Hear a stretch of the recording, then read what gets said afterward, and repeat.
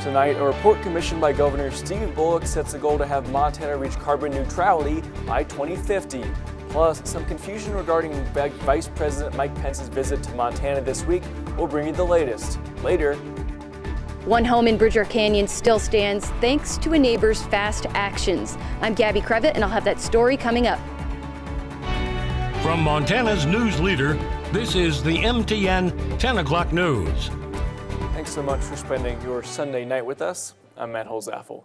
We start tonight with breaking news. Great Falls Public School officials announced just a few hours ago that Great Falls High School will transition to remote learning for the next 48 hours. This comes after the Cascade City County Health Department identified additional confirmed cases of COVID-19 at the school this evening. Due to the timing of these new cases and the requirements for contact tracing, as well as time for adequate sanitation, Great Falls High School will be closed for the next 48 hours, and students will move to temporary remote learning. School will resume at Great Falls High on Wednesday as normal. Cascade County Sheriff Jesse Slaughter is reporting 37 new coronavirus cases at the Cascade County Jail and the first positive cases on the state prison side of the facility. Slaughter says there are now 60 active inmate cases at the jail. 70 inmates have recovered, though. One detention officer has also tested positive for the virus, and 10 officers have recovered. The total jail population as of today, 400. Until now, the outbreak has been contained to the county side of the jail. Slaughter says the quarantine pod on that side has helped contain the virus. Now that the virus has spread to the state side of the facility, Slaughter says he anticipates more cases in the coming days. Now, a few days ago, he said inmates were exhibiting a variety of symptoms, ranging from severe to none at all. He says the facility staff is working long hours to stop the spread of the virus. As wildfires rage across the state, a report commissioned by Governor Steve Bullock hopes to fight the effects of climate change here in the Treasure State. Since 1950, average temperatures in Montana have increased by about 3 degrees Fahrenheit. But by 2050, the state could experience an additional 3 to 7 degree increase in average temperatures. In July of 2019, Bullock issued an executive order to create the Montana Climate Solutions Council. The group's final goal was to develop a climate solutions plan for the state. This week, that plan was released. The group is calling for Montana to reach carbon neutrality by 2050.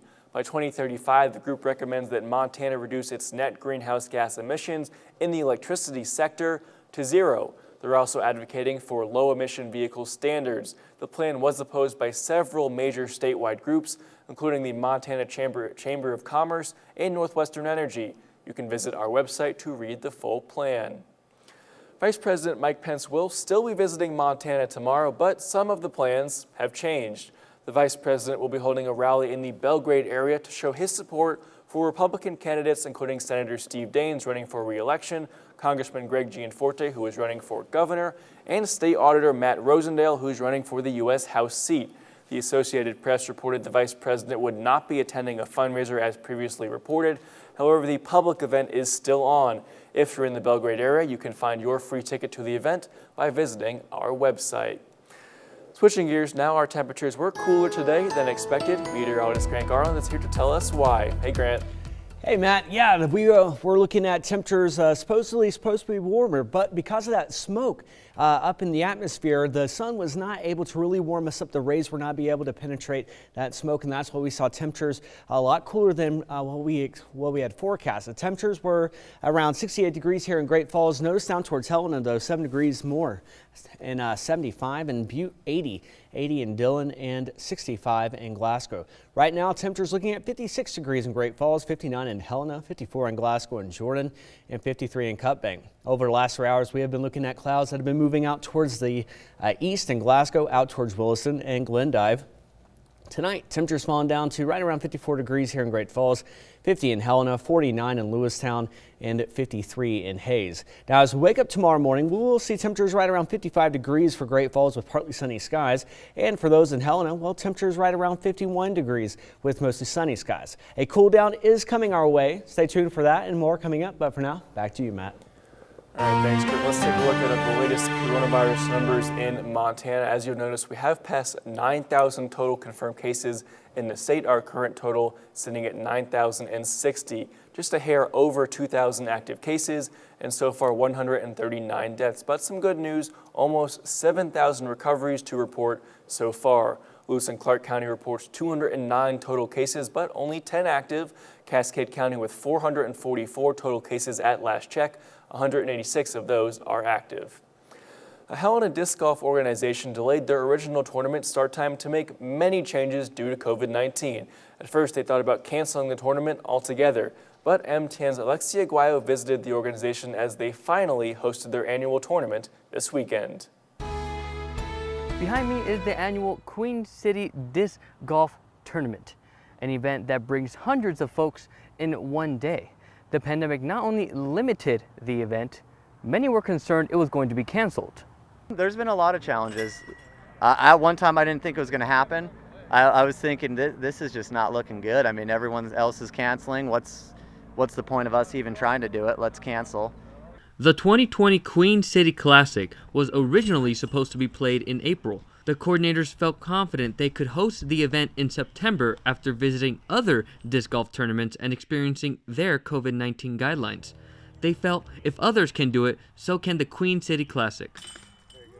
It's kind of got a different feeling, you know. We've got masks and COVID-19 precautions that we got to do that have made it different, but I feel like in a way it's kind of, we can tell it's going to progress it going forward to make stuff easier, whether we have COVID restrictions on us or not. The structure included spreading the event into 2 days, a max of 72 amateurs in the first and 53 professionals on the second day. Competitors expressed joy to be back out on the course. Super pumped. It was nice that it was close to where we lived, but also that people could come from, around the area and still have an outside activity. It was nice to do. It's been really, really nice to get out and actually be able to play the tournament, be able to get out and play a course that's not, a local course where we have to go at certain times of the day to try to stay away from a bunch of other people. So it feels really, really good to be back out and trying to get some semblance of normalcy. With everything else being canceled and the fact that we can do this socially distant and do it as safe as possible, I think is a really cool thing and a big bonus to disc golf in general. Another bonus to disc golf is that it seems to be popular in the pandemic.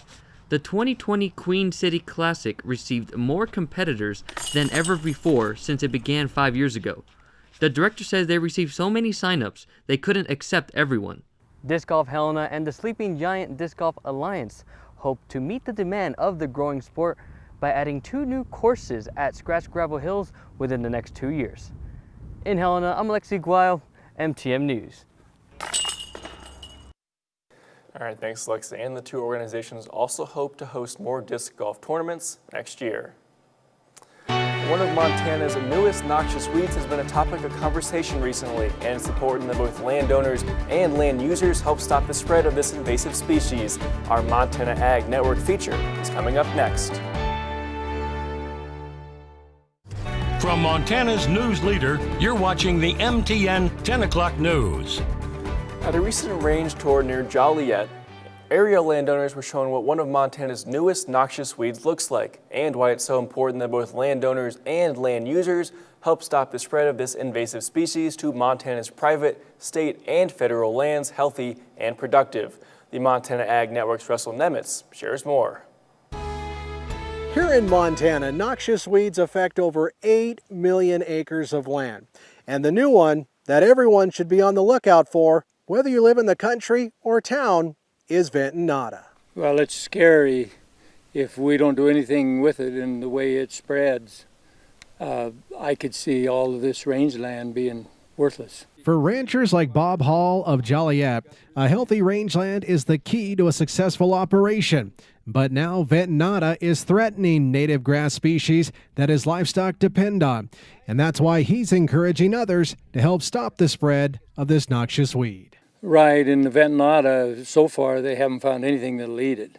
So once you get that, it's over. It's the end of the game. He says one of the first steps is being able to correctly identify it. Unless you're out, you need to go out and actually see it at this time of the year where you can see exactly what it looks like. I don't think you necessarily will identify it otherwise.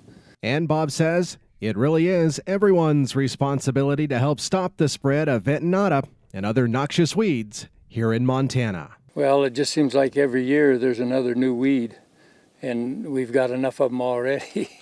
You spend a lot of time trying to contain them, and I had not heard of Vetonata till last year, and now we can see we've got a problem. Near Joliet, Russell Nemitz, MTN News. All right, thank you, Russell. And for more information and resources about Vetonata and other noxious weeds here in Montana, contact your local county weed district office, the Montana Weed Control Association, or the Montana Department of Agriculture. A fire weather watch is in place for much of north central and central Montana until Monday. Outside Great Falls yesterday, those dry conditions sparked a 1-acre fire close to a few homes. The grass fire was near mile marker 78 and U.S. Highway 89. It was a close call, but no structures were damaged and no one was hurt. Responding agencies came from Belt, Sand Coulee, and the Cascade County Sheriff's Office. The cause of the fire is still undetermined, but investigators have determined that it was not human-caused. We've heard a lot of stories of neighbors and members of the community stepping up to help in the wake of the Bridger Foothills fire. MTN's Gabby Crevitt has the story on how one neighbor did what they could to save somebody else's home. We continue to learn more and more of the damage caused by the Bridger Foothills fire, but learned of one family whose house was saved thanks to a neighbor's swift and decisive actions. It just burned up the window and burned right through into the house. This isn't the first time the Ozenkup's home has been threatened by a wildfire. It happened a few years ago in California. We actually were prepared. We had a little safe with all of our really important documents in it. So it happened again on Labor Day weekend in the Bridger Mountains. Paul and his wife Kelly evacuated when the flames got too close for comfort. It went from keeping an eye on it to, oh my gosh, the fire's right there over the hill, very quickly. And so we knew once we saw the fire over the hill, we got to get out of here. On early Sunday morning, the Ozenkup's neighbor, Anne Marie Quinn, went to check and report to her neighbors on the condition of their home. And as she walked around the neighborhood looking, she saw from the backside that our kitchen was on fire. And apparently an ember had come and landed in a planter we had and set this on fire. Quinn acted quickly with an extinguisher in hand and started to put out the fire, then flagged emergency responders to help finish the job. Deputy Fire Chief said that the flames were getting big enough to where they just got it in time before it got out of control. Ozenkup said Bozeman Fire told them if it wasn't for his neighbor, it's likely his home would have been a total loss. The fact that our neighbor was out here checking and then didn't hesitate to jump in and do this for us, it was pretty overwhelming, and we owe them everything. And just as a reminder, the Bridger Canyon area remains closed to everyone except for emergency responders and residents. Reporting in Bozeman, Gabby Crevitt, MTN News. Memphis Health System is planning to use land in Helena where a mall used to be for a new freestanding clinic. The clinic will be located at the former Capitol Hill Mall between Prospect and 11th Avenue. The land was originally supposed to be used to expand the Montana Heritage Center until the Heritage Center decided on a new site. At first, the clinic will offer primary and specialty care services, but eventually Memphis hopes to expand the clinic to include an outpatient surgery center. Well, temperatures tomorrow are going to be a lot warmer. Don't go away. Your 7-day forecast is coming up next. Storm Tracker weather starts now with Grant Garland.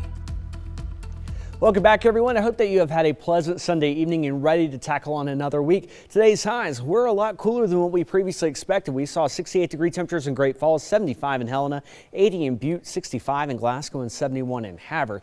The average for this time of year is right around 71 degrees, so we weren't that far off. The record was set back in 1959 when it was 89 degrees, the same year that The Twilight Zone, that iconic TV show, aired. Well, we are looking at temperatures right now currently 56 degrees in Great Falls, 59 in Helena, out towards Havre, 55 degrees, and seeing 54 in both Jordan and Glasgow. Now, why did we see those cooler temperatures today than what we were expecting yesterday? It's because of the smoke plumes that have been able to move over the entire Treasure State. Looking at, and they are heavy, we're going to see possibly this tomorrow, and that will be the deciding factor at how warm we do get. We are forecasting 90 degrees in Great Falls, but depending on how thick the smoke is in the atmosphere, how the sun rays will be able to warm us up, that's going to be the main that's going to be what we have to wait for tomorrow. Our air quality right now, moderate for Great Falls, Helena, as well as Malta. We are looking at unhealthy conditions down towards Butte as well as over towards Missoula, and hazardous conditions in Spokane. Over the last 3 hours, we've been looking at clouds that have been making their way off towards the east in Glasgow as well as Glendive, starting to make some clouds in Kalispell as well. As we go throughout the day tomorrow, we are expecting for dry conditions. We are looking at a red flag warning for pretty much every one of us, except for those in Glasgow and Jordan. It starts at noon and will go until tomorrow at 9 p.m. And this is because we're looking at extreme possible places where we're looking at the possibility for fire weather. As far as our wind speeds are concerned, we are going to be looking at possibly 30 to 35 mile an hour winds, depending on where you're at.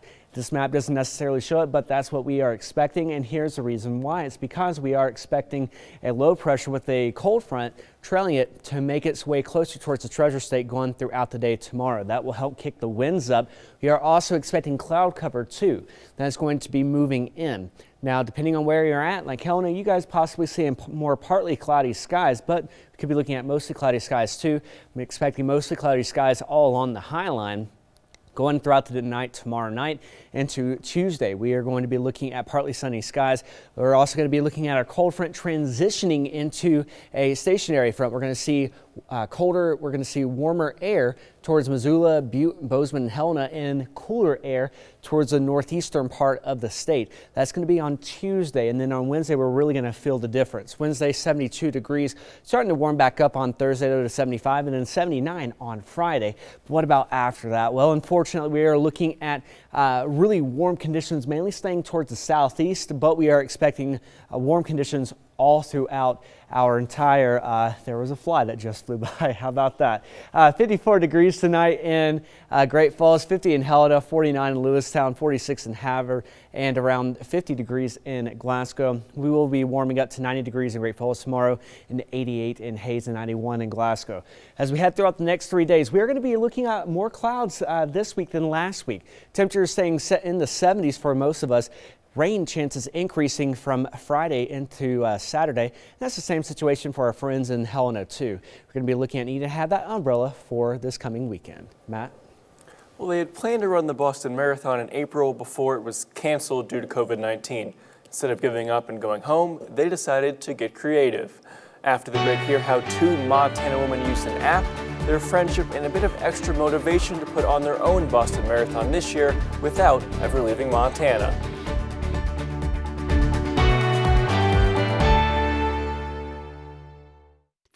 From Montana's news leader, you're watching the MTN 10 o'clock news.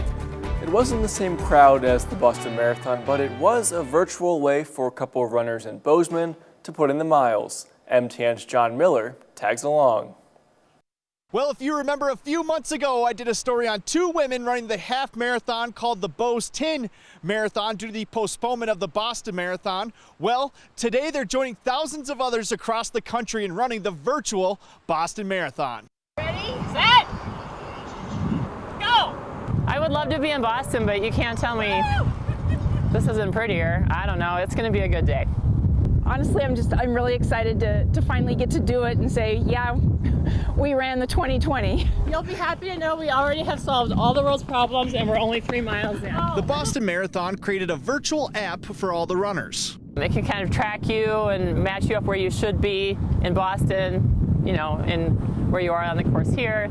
But not being in Boston is still a disappointment. Some days it's, you know, a 20-mile long run and you wonder what for, but we've still been putting in the miles, just sometimes the effort isn't quite as strong just because it's like, well, we don't have to make a certain time now, we just need to finish. Despite being eligible for the 2021 Boston Marathon, they still might not get to be included due to the high turnout. But then they announced the other day that the registration is delayed for the spring, and that's just another, I feel like somebody's kicking me in the shin over and over.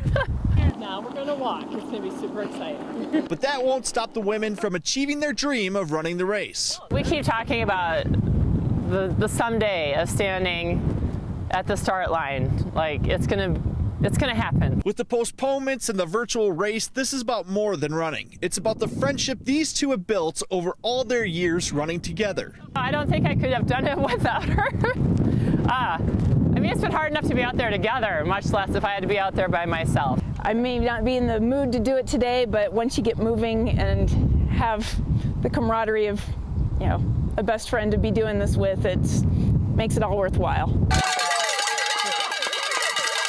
Once they completed the run today, friends and family were there to cheer them on. And after running a marathon, their feet were rewarded with a nice cold dip in the Gallatin River. In Bozeman, John Miller, MTN Sports. Well, it's not often Montana sends wrestlers to Division I schools, but one Big Sky Eagle is bound for Oregon State next fall, although he has some unfinished business in his senior year of high school. MTN's Kyle Hansen has that story. Back in February, Big Sky's Hunter Meinzen won his second straight state AA wrestling title. Then earlier this summer, Meinzen made his commitment to Oregon State to further his wrestling career, a decision made before his highly anticipated senior season even began. It's just one more achievement by an athlete who has plenty of goals and a bright future in the sport. Ever since I was little, I've always dreamt about going wrestling in college and then even going on beyond college and wrestling on the world level. Meinzen said Oregon State reached out to him prior to the beginning of his junior season. However, OSU let go of its coaching staff in early March, and talks with Meinzen stalled. Later that same month, OSU hired a new head coach, and the new staff reached out to Meinzen earlier this summer, showing their interest in him still joining the program and offered him a scholarship. So Meinzen gave his commitment to the Beavers, and away they went. He said being able to get this commitment out of the way early means a lot, so he can now focus on his senior season. It was a big stress reliever for sure, because I mean, I'm at this point with the COVID-19 happening, we don't know if we're going to have a season. So just to get that out of the way and just have it all settled down, it's awesome. This fall, Meinzen will play a large role with Big Sky's football team as a starting running back, defensive back, and place kicker, with head coach Matt Johnson saying Meinzen might even start more on special teams. That takes up his time for now, but Meinzen said he's proud to get a chance to be a rare Montanan competing at one of the country's largest universities when his senior season is complete. It means everything. I mean, it's awesome. I never thought, you know, Montana, I mean, not like trying to diss on Montana or anything, but not too many kids, you know, go to bigger schools for wrestling, especially. Just, I don't know, we're not like a big wrestling state, so. But yeah, no, I was really surprised that I was just really shocked. The whole recruiting process kind of shocked me. It was just crazy. His wrestling coach, Rick Moreno, said Meinzen has been a special athlete since he first started coaching him in the 3rd grade. And, you know, a kid like Hunter, kids like Hunter don't walk in the door every day. You could tell right away it was a drive that he had for himself. To be successful and to have goals and know what he wanted, that was all on Hunter. And throughout the years, you could see that. In Missoula, Kyle Hansen, MTN Sports. To read more about Hunter's journey to his college wrestling goal, visit montanasports.com. We'll be right back. This month's Waiting Child takes us to Anaconda, where MTN's John Amy introduces us to Logan, a boy with an eye for sports. Logan is a 13-year-old who loves to stay active. I like to play basketball. I'm kind of wanting to be a basketball player. But if basketball doesn't pan out, he said he'd also like to be a veterinarian. And that shouldn't be too hard because he's a good student and he says he enjoys numbers and math. I just have to practice, and then once I get warmed up in math, that's when I can just pop out answers in my head, get spot on. He's very caring, he's willing to help, he loves doing chores. There's no problems with chores, keeps a very clean room. A family that would fit me would be someone who has a lot of animals and who's caring for me, and someone who is willing to give me multiple chances if I make a mistake like a usual person would do. In Anaconda, John Amy, MTN News. To learn more about Logan, you can visit our website and search for A Waiting Child. Well, as we head throughout the next 3 days, temperatures will drop down to right around 72 degrees on Wednesday with partly sunny skies. Heads up, we are looking at a red flag warning in place for a lot of us tomorrow, all thanks to the dry conditions and temperatures that are going to be warming up. And we are expecting some winds also 30 to 35 miles an hour. And for our friends in Helena, really the same situation. We're going to need to just make sure that we keep a weather's eye out as well as a fire weather out. All right, thanks, Grant, and thank you for watching. We'll see you back here on Montana This Morning in just a couple hours. Good night, Montana.